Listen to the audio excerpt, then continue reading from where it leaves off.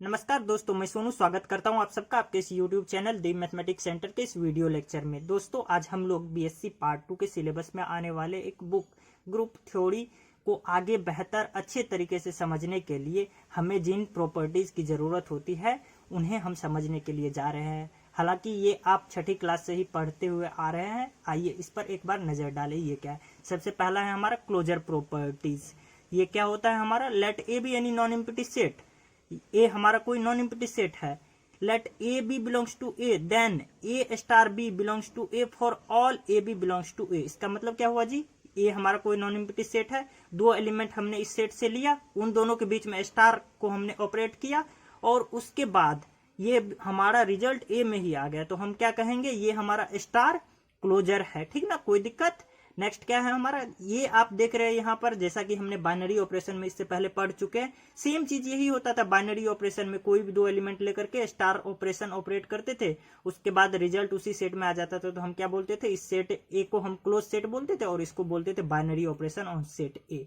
तो ये चीज तो हमारा सेम चीज है, इसलिए हमने यहाँ पर इसे नोट किया है, पॉइंट आउट किया है। ये क्या है हमारा? Closer and binary operation have same meaning, यानी कि क्लोजर और बाइनरी ऑपरेशन दोनों सेम चीज होता है। नेक्स्ट हम लोग देखने जा रहे हैं, एग्जांपल की मदद से समझने की कोशिश करें क्लोजर प्रॉपर्टीज को। यहाँ पर हमने एक सेट लिया है, एन नेचुरल नंबर का सेट है, जैसा कि आप देख रहे हैं। We are just going to consider the set N with respect to the operation plus.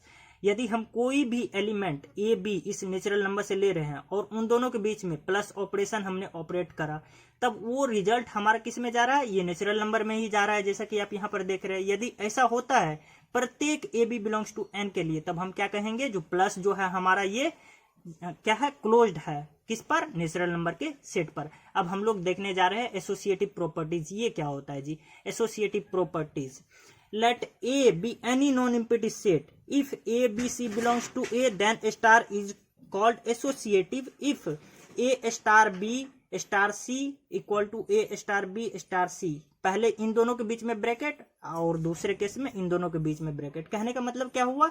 जो यदि हमारे पास ए कोई नॉन एम्प्टी सेट है, इनमें से हम कोई भी तीन एलिमेंट ए बी सी ले रहे हैं, कोई भी ले रहे हैं, और उन दोनों के बीच में यदि ये रिलेशन हमारा सेटिस्फाई हो रहा है, पहले दो के बीच में ब्रैकेट, उसके बाद लास्ट के दो के बीच में bracket, for all A B C belongs to A, तब हम क्या कहेंगे? स्टार हमारा क्या है? एसोसिएटिव है। इसे एक एग्जांपल की मदद से समझने की कोशिश करते हैं। जैसा कि यहाँ पर हमने एक सेट लिया है, set of natural number N.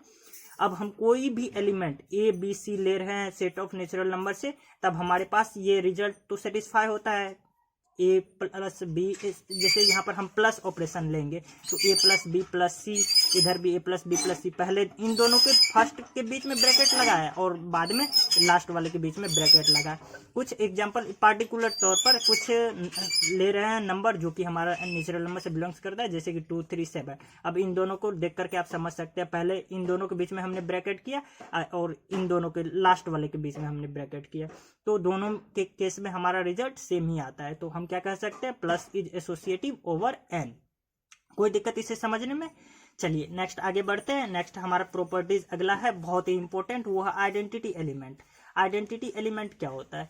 Late A B any non empty set, then E belongs to A is called identity element on set A if A star E या फिर ई स्टार ए ये बराबर होता है हमारा ए का, for all A belongs to A. इसका मतलब क्या हुआ जी? Identity element. आइडेंटिटी का मतलब सबसे कमजोर, यानी हमारे फैमिली में सबसे कमजोर बंदा कौन है, वही हमारा आइडेंटिटी होता है। ठीक ना? और यहाँ पर जैसे कि हम समझने की कोशिश करते हैं, सबसे कमजोर कहने का हमारा क्या तात्पर्य है, क्या मतलब है। जैसे कि एक सेट ले रहे हैं हम यहाँ पर, सेट ऑफ इंटेजर्स जेड। ये तो कुछ इस तरह से होता है। अब दोनों केस में देख रहे हैं हम, प्लस के साथ ऑपरेट करके और मल्टीप्लिकेशन के साथ ऑपरेट करके देखेंगे। सबसे पहले देख रहे हैं प्लस के केस में, इसका मतलब क्या हुआ? जो हमारा कोई भी सेट, जैसे यहाँ पर हमने डिफाइन किया था, कोई भी सेट ए है, ठीक ना, इस सेट का ही कोई एलिमेंट हमारा क्या होता है? आइडेंटिटी एलिमेंट होता है। कब? जब इस एलिमेंट को, आइडेंटिटी एलिमेंट को किसी भी एलिमेंट के साथ जोड़ेंगे तो यही मजबूत वाला बंदा ही जीतेगा। मतलब पहले जैसे ए को इस कमजोर के साथ हम लड़ा दिए तो हमारे पास रिजल्ट क्या आया? यही जीता। या फिर इसी को पहले हम लिखे और इन दोनों के बीच में हमने ऑपरेशन करा दिया तो फिर भी यही जीतेगा। मतलब कोई भी स्थिति क्यों ना हो, लेकिन ये हारेगा ही हारेगा, ये सबसे कमजोर बंदा होता है आइडेंटिटी। ठीक, नेक्स्ट हम बढ़ते हैं आगे। यहाँ पर जैसे कि प्लस के साथ हम देख रहे हैं, यहाँ पर क्या होगा, मतलब कहने का क्या हुआ, जो यदि हम कोई ए ले रहे हैं जेड से, जेड में से कोई भी ले रहे हैं, जैसे 5 ले रहे हैं, 5 में क्या जोड़े कि हमारा 5 ही आ जाए, 5 में हम 0 जोड़ेंगे तो 5 ही आ जाएगा। ए ले रहे हैं, ए में क्या जोड़े, ए ले रहे हैं जेड से, ए में क्या जोड़े कि हमारा रिजल्ट ए ही आ जाए, ए में 0 जोड़ेंगे तो हमारा रिजल्ट ए आ जाएगा। तो मतलब क्या हो गया हमारा, यहाँ पर 0 हमारा क्या हो जाएगा, आइडेंटिटी एलिमेंट हो जाएगा। So E equal to 0 is identity with respect to plus. कहने का मतलब क्या हुआ, E इक्वल टू 0 हमारा क्या है, यहाँ पर एडिटिव आइडेंटिटी है। मल्टीप्लीकेशन के केस में क्या लेते हैं, जो मतलब ए कोई भी लिए हम इस जेड से, और इस ए के साथ क्या मल्टीप्लाई किया जाए, क्या ऑपरेट किया जाए ए के साथ कि हमारा रिजल्ट ए ही आ जाए, यही ना होता है इसका डेफिनेशन। देखिए यहाँ पर ए के साथ क्या ऑपरेट किया जाए कि ए ही आ जाए, ए के साथ 1 को मल्टीप्लाई करेंगे तो हमारा 1 ही आ जाएगा, इसलिए E इक्वल टू 1 हमारा क्या हो जाएगा, यहाँ पर आइडेंटिटी एलिमेंट हो जाएगा with respect to the multiplication. So E equal to 1 is identity multiplicative identity here as you can C.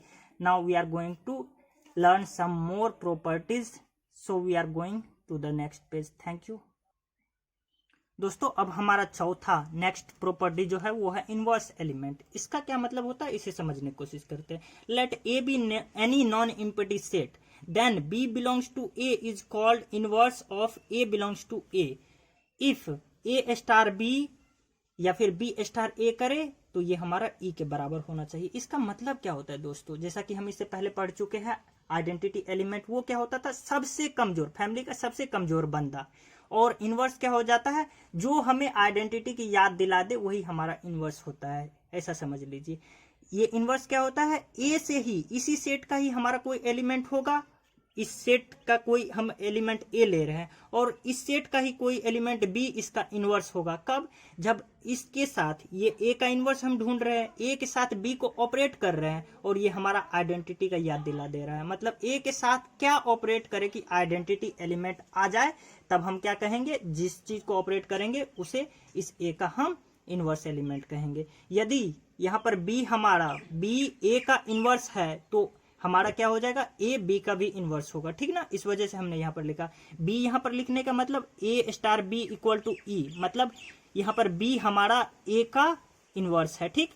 B star ए लिखने का मतलब क्या हुआ, जो ए हमारा बी का इनवर्स है, ठीक। तो इसका मतलब क्या हुआ, if b is inverse of a then a is inverse of b. Next हमारा क्या है, inverse of a is written as a to the power -1। Inverse को हम इस फॉर्म में लिखते हैं। नेक्स्ट हम इनवर्स को समझने की कोशिश करते हैं एक एग्जांपल की मदद से। जैसा कि यहाँ पर हमने एक सेट लिया है जी, जो कि सेट है हमारा इंटीजर का, जैसा कि आप देख सकते हैं। हम प्लस के साथ इसे ऑपरेट करके समझने की कोशिश करते हैं। प्लस ऑपरेशन लिया है हमने। एज वी नो, जैसा कि हम सब जानते हैं, identity element is 0। E equal to हमारा 0 होता है प्लस के केस में आइडेंटिटी एलिमेंट, ठीक। तो हमको ढूंढना क्या है, इनवर्स क्या होता था, इनवर्स वो एलिमेंट होता था जो हमें आइडेंटिटी एलिमेंट की याद दिला देता था। मतलब जैसे कि हमने यहाँ से जी से एक एलिमेंट लिया 2, ठीक। अब 2 का इनवर्स हम ढूंढ रहे हैं। यहाँ पर 2 का इनवर्स क्या होगा, 2 में क्या ऑपरेट करे भाई, यहाँ पर ऑपरेशन हमारा प्लस है इस वजह से प्लस लिया। 2 में क्या ऑपरेट करे कि हमारा आइडेंटिटी एलिमेंट ई आ जाए, यानी कि 0 आ जाए।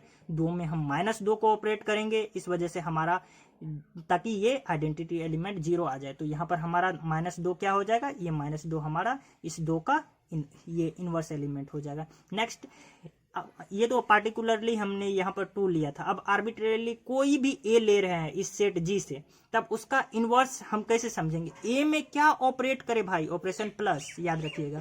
ए में क्या ऑपरेट करे कि हमारा identity element E equal to 0 आ जाए। तो ए में हम -a को जोड़ेंगे तो हमारा 0 आ जाएगा। सो यहाँ पर -a will be the inverse of the element A, ठीक। नेक्स्ट देखते हैं हमारा नेक्स्ट प्रॉपर्टीज क्या है। नेक्स्ट प्रॉपर्टीज जैसा कि आप यहाँ पर देख रहे हैं हमारा है कम्यूटेटिव। कम्यूटेटिव ये क्या होता है, इसे समझने की कोशिश करते हैं। Let A B any non empty set, let A B belongs to the set A, then star is called commutative if A star B equal to B star A for all A B belongs to A. भाई हम कोई एक set ले रहे हैं जो कि non empty है, मतलब इसमें कुछ ना कुछ एलिमेंट है। हमने 2 एलिमेंट मान लिया कोई ए बी इस सेट से। अब ए या बी को ए को बी के साथ ऑपरेट कर रहे हैं यहाँ पर, या फिर बी को ए के साथ ऑपरेट कर रहे हैं, दोनों केस में यदि बात तो सेम ही आ रही है। यहाँ पर अगर प्लस हम ले रहे हैं तो ए प्लस बी करे या फिर बी प्लस ए करे, बात तो एक ही होगी। तो हमारा क्या हो जाएगा यहाँ पर, मतलब अगर दोनों स्थिति में यदि बराबर हो जाता है for all A B belongs to A, तब हम क्या कहते हैं, स्टार हमारा क्या है, कम्यूटेटिव है। जैसे कि हम इस यहाँ पर एग्जाम्पल ले रहे हैं, set of integers Z with operation plus, कोई भी हम जेड से दो एलिमेंट ले रहे हैं, ए बी ले लिया हमने। अब इन दोनों के बीच में हमारा ऑपरेशन क्या है, प्लस है। यहाँ पर क्या कर रहे हैं, हम प्लस ऑपरेशन कर रहे हैं, ऑपरेशन प्लस। ए प्लस बी करे या फिर बी प्लस ए करे, 3 + 2 करे या फिर 2 + 3 करे, बात हमारा वहीं पर जाएगा। For all A B belongs to Z, यदि ऐसा प्रॉपर्टीज हमारा यहाँ पर सेटिस्फाई होता है तो हम क्या कहेंगे, जो प्लस हमारा क्या है यहाँ पर, कम्यूटेटिव है, ठीक ना। तो अगर ऐसा प्रॉपर्टीज किसी भी ऑपरेशन के लिए सेटिस्फाई कर रहा है तो हम क्या कहेंगे, star is commutative. Next properties हमारा क्या है, डिस्ट्रीब्यूटिव प्रॉपर्टीज। डिस्ट्रीब्यूटिव प्रॉपर्टीज, इसे समझने की कोशिश करते हैं, ये क्या होता है। Let multiplication and star be 2 binary operation on a non empty set a. यदि हमारा कोई सेट ए नॉन एम्प्टी हो और उस पर 2 बाइनरी ऑपरेशन स्टार या फिर यहाँ पर स्टार या फिर मल्टीप्लीकेशन, माफ कीजिएगा, हो, तब स्टार को हम, star is called distributive over multiplication if A star, ये कॉमा बी, माफ कीजिएगा, A star B multiplication C ये बराबर हो A star B multiplication A star C. यदि इसके बराबर हो for all A B C belongs to A, तब हमारा ये स्टार जो है इस मल्टीप्लीकेशन ऑपरेशन पर ये हमारा क्या हो जाएगा, डिस्ट्रीब्यूटिव हो जाएगा। इसे एक एग्जांपल की मदद से समझने की कोशिश करते हैं। जैसा कि हमारा यहाँ पर एक सेट दिया हुआ है जेड, सेट ऑफ इंटीजर्स। यहाँ पर आपको याद होगा, आप पिछले क्लास में पढ़ चुके हैं बाइनरी ऑपरेशन में, कि हमारा multiplication is a binary operation on set Z, plus is a binary operation on set Z. ये दोनों हमारा क्या है, बाइनरी ऑपरेशन है सेट जेड पर, ठीक है। 2 ऑपरेशन दिया हुआ है जो कि बाइनरी ऑपरेशन है हमारा सेट जेड पर।